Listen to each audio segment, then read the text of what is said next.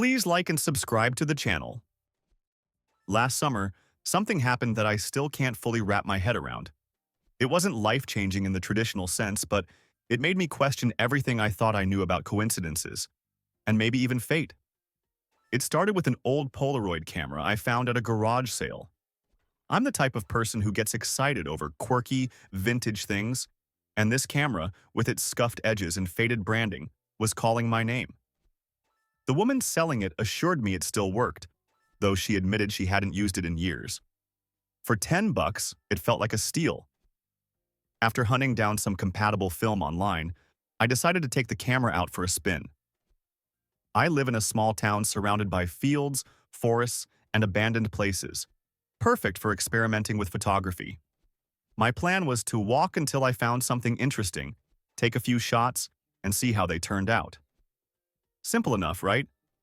The first few photos were nothing special. A weathered barn, an overgrown trail, and an old rusted car that had probably been sitting in the same spot since the 70s. But then I stumbled upon something unexpected. Deep in the woods, hidden behind a thick curtain of ivy, was an old stone well. It looked like something out of a fairy tale, with moss creeping up the sides and wildflowers growing around its base. Naturally, I took a picture. The Polaroid whirred and spit out the film, and I set it on a nearby rock to develop while I explored the area. There wasn't much else around, just trees and the occasional chirp of a bird, so I went back to the photo after a few minutes. That's when things got weird. The well was there, just as I'd seen it. But in the photo there was also a figure standing next to it.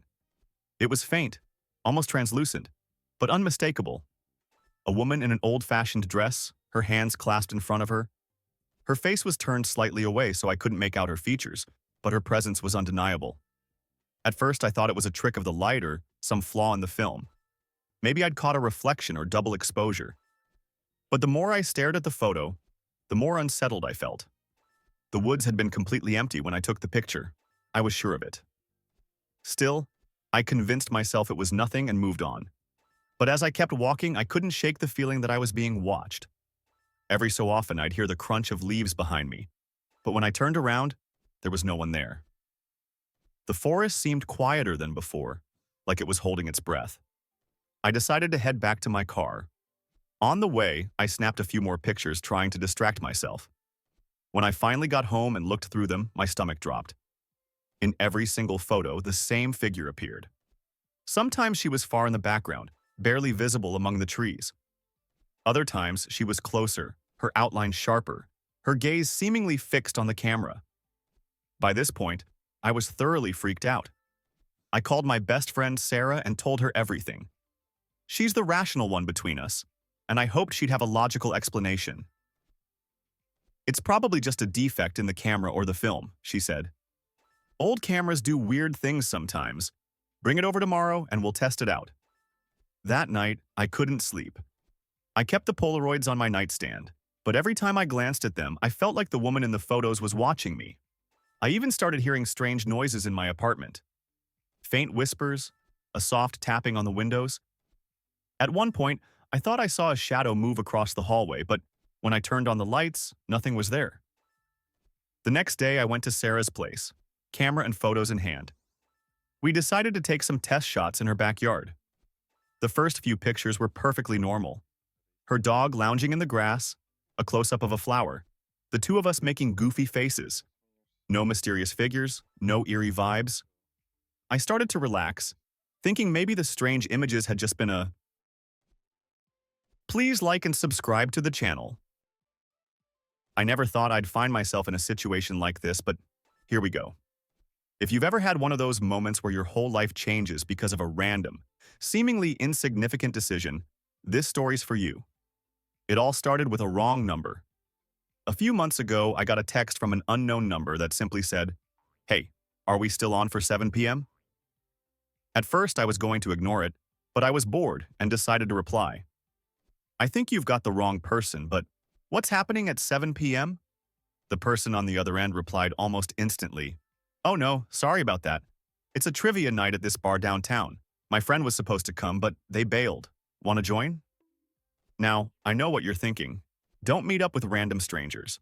And normally, I'd agree with you. But something about this felt different. Maybe it was the monotony of my day-to-day life, or maybe I just needed a good story to tell. So I decided to go. I texted back, "Why not? Send me the address." I arrived at this cozy little bar I'd never been to before. It was bustling with people, and in the corner, I spotted someone waving enthusiastically at me. That was Emma, the person behind the wrong number. She was bubbly, kind, and honestly one of the most welcoming people I'd ever met. We hit it off instantly. Trivia night was a blast. Our team, just the two of us, didn't win, but we laughed the whole time. Afterward, we stayed for another hour just talking. I learned that she was new in town and trying to make friends. She'd accidentally texted me because my number was one digit off from her friends. We exchanged real numbers that night, and over the next few weeks, we became fast friends. Emma introduced me to her world, an eclectic group of people, from artists to musicians to tech nerds. It was like stepping into a vibrant, colorful version of life I'd been missing. But here's where it gets even crazier. One day, Emma invited me to a small art exhibit one of her friends was hosting. I'm not usually into art, but I went because I trusted Emma's judgment. That's where I met Liam. He was one of the artists featured, and his work was incredible. We started talking about his paintings, which led to a deeper conversation about life, passions, and everything in between. Long story short, Liam and I started dating. And let me tell you, it's been the happiest I've ever been.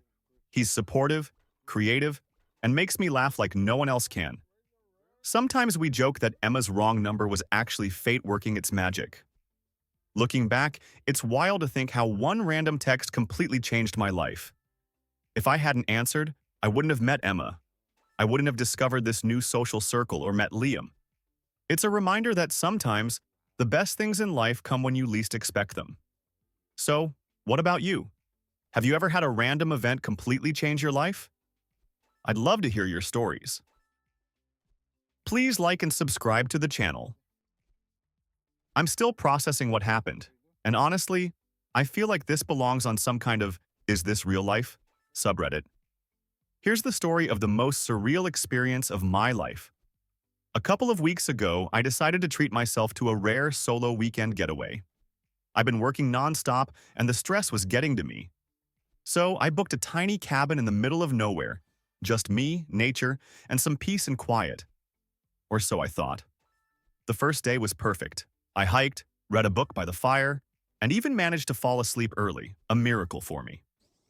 The cabin was charming, rustic but cozy, with a big window that overlooked a forest clearing. I felt like I was in one of those serene Pinterest posts. But then came the second night. I was sitting by the fire again, scrolling through my phone since I still had some signal. Around 10 p.m. I heard it, a faint knocking sound. At first, I thought it was just the wind or maybe some animal outside, but then it happened again, louder this time. 3 distinct knocks like someone was politely tapping on the cabin door. My heart rate shot through the roof. I mean, I was in the middle of nowhere. Who would be knocking? I'll admit, I was too scared to open the door, so I just sat there, frozen, hoping whoever it was would go away. The knocking stopped after a few minutes, and I convinced myself it was nothing. Maybe even a branch falling against the door. But then I heard footsteps outside. Slow, deliberate footsteps, crunching the gravel path near the cabin. I was too terrified to even breathe. The footsteps circled the cabin, and I swear I could feel someone's presence through the walls. I grabbed my phone and dialed 911, but of course there was no signal anymore. Great. I locked all the doors and windows, turned off the lights, and sat in complete silence. The footsteps eventually stopped, but I didn't sleep at all that night. Every creak of the cabin made my heart race. The next morning, I decided I'd had enough. I packed up my things, ready to cut the trip short. But when I stepped outside, my blood ran cold.